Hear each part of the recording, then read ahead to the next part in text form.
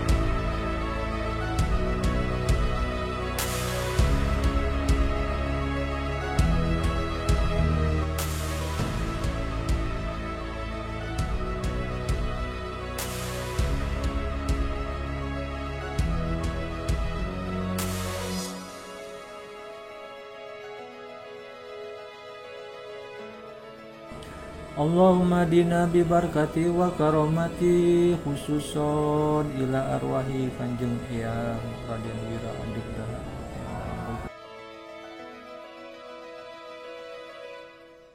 Assalamualaikum. Waalaikumsalam.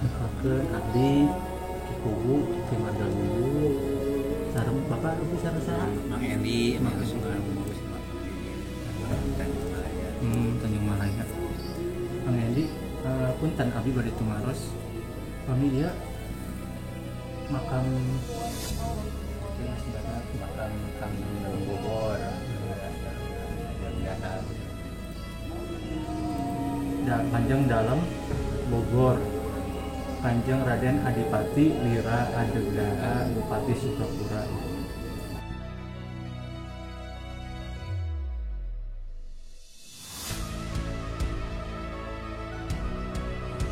Assalamualaikum warahmatullahi wabarakatuh. Sampurasun. Perkenalkan, saya Kikubu. Pada kesempatan ini saya ingin menyampaikan kepada pecinta dari channel YouTube Kikubu. Di sini alhamdulillah saya sedang bersilaturahmi, berziarah ke makam salah satu leluhur Sukapura. Di belakang saya ini adalah makam dari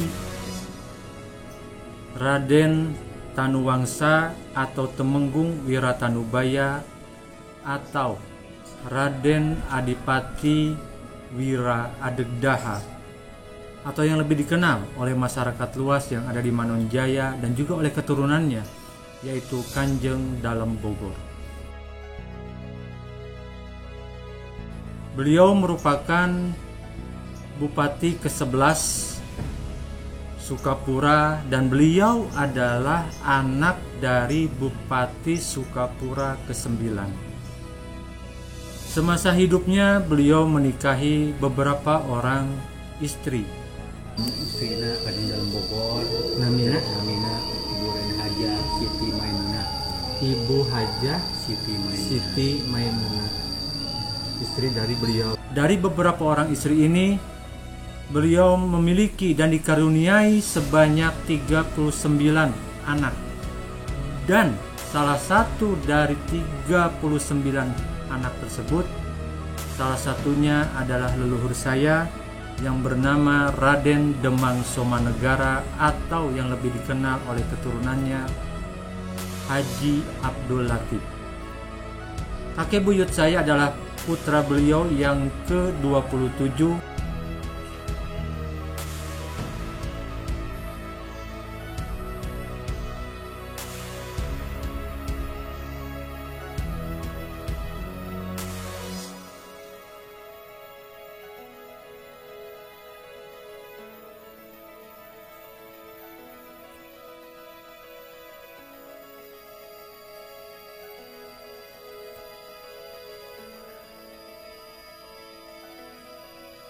Di mana beliau menikah dengan salah satu putri dari Bupati Galuh ke-16, Raden Adipati Kusuma Diningrat, yang bernama Raden Ayu Gilang Permana alias Gilang Kencana.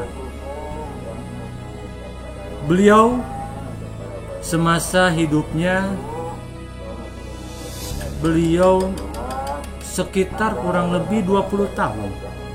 20 tahun beliau menjabat kebupatian dari tahun 1855 sampai dengan 1875.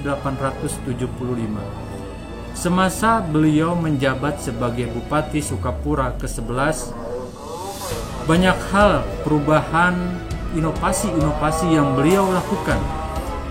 Di antaranya yang terkenal dengan karakter beliau adalah bupati yang sangat rajin bekerja demi kemajuan, demi kemakmuran rakyatnya, khususnya yang ada di Tatar Sukapura. Di samping itu, beliau adalah bupati yang pemikirannya sangat jauh ke depan.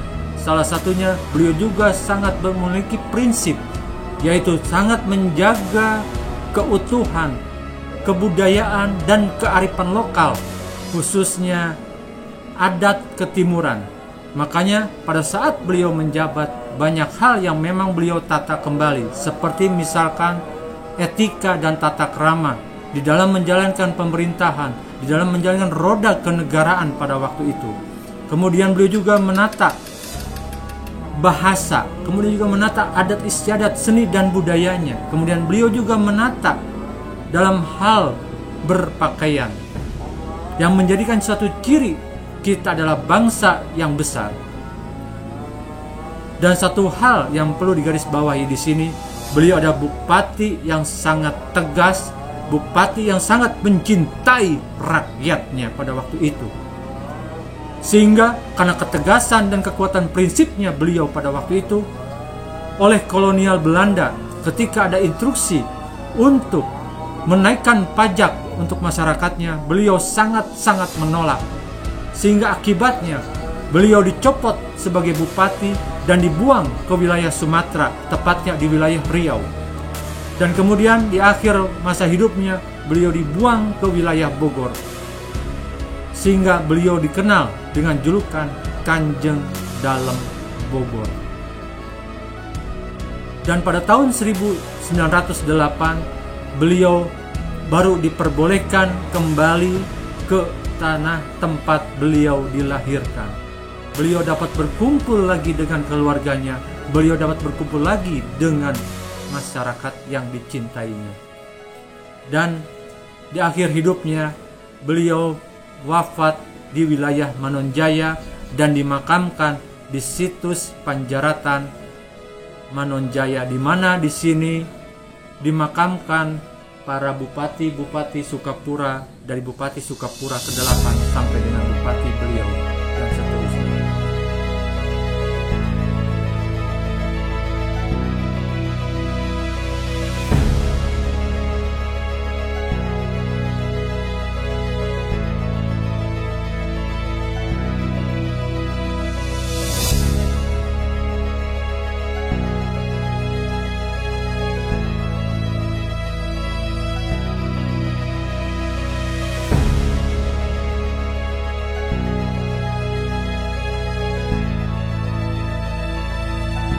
Mungkin ini selayang pandang kisah sejarah yang bisa saya sampaikan pada kesempatan hari yang berbahagia ini.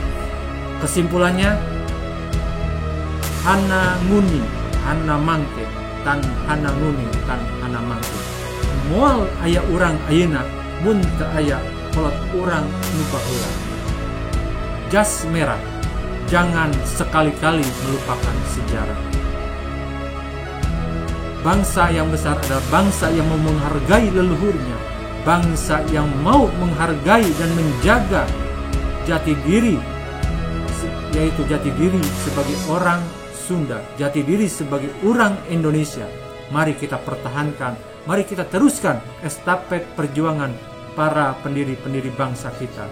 Mari kita teruskan estafet perjuangan para bupati-bupati Sukapura yang terdahulu. Kita bisa memetik pelajaran yang sangat berharga, karakter-karakter kepemimpinan yang memang harus kita jaga, harus kita pertahankan, di mana ketika pemimpin mencintai rakyatnya, niscaya rakyatnya pasti akan mencintai para pemimpinnya. Tugas kita, mari kita doakan, semoga kedepannya tumbuh kembali pemuda-pemuda, generasi-generasi ke depan yang bisa dan akan terus meneruskan estafet perjuangan para pendahulu-pendahulunya dengan menanamkan kebaikan, dengan menanamkan ajaran-ajaran kerasulan, ajaran-ajaran kenabian, ajaran-ajaran kesiliwangian, ajaran-ajaran Sukapura Nadaun Ngora. Sekian dari saya, semoga bermanfaat buat kita semua. Wabillahi taufiq wal hidayah. Wassalamualaikum warahmatullahi wabarakatuh. Sampurasun.